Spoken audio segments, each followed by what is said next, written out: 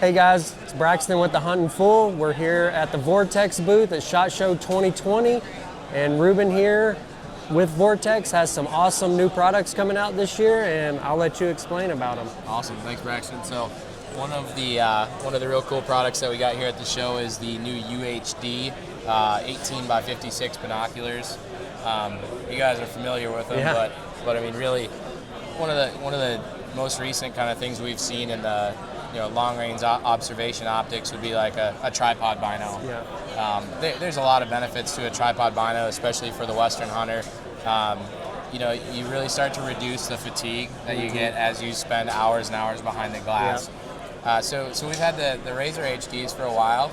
We've had the 𝗙cie𝗹𝗹 18x56s for a couple years now. The development of the UHD was kind of a cool process because we wanted to get to that ultimate optical quality. I mean, right. Really get to that kind of that pinnacle of what we can do in terms of clarity, color resolution, image fidelity, like having that true color, that very minimal chromatic aberrations, so that when you're behind these things for hours and hours, you're not getting that fatigue, and you're able to pick out little detail, being able to see that horn behind a piece of scrub brush or something like that. So the UHDs are unique within our line because they utilize an 𝗙cie𝗶𝗃 prism. So there's a couple of different types of prisms on the market. The 𝗙cie𝗶𝗃 stands out because it's a longer prism, which is partially why you see this binocular being longer and a little bit heavier. But being a longer prism, it's going to give you kind of less distortion in that light that comes through the optic. So we're seeing very true colors, and the resolution, the ability to resolve those details at long range is really why you would step into the UHD from, say, a Razor or a Viper HD. So they're offered in 8 and 10 power, and then a 12 and an 18. So we're extremely excited to have the UHDs here, and I know that the Western hunters have really been liking them in the last couple months. So that's something you can check out here at the show. Another optic that we're debuting here at SHOT Show is our Razor 1-10x24. This would fall into like the category of a low power variable optic. So you'll see them a lot on ARs, on modern sporting rifles, stuff like that.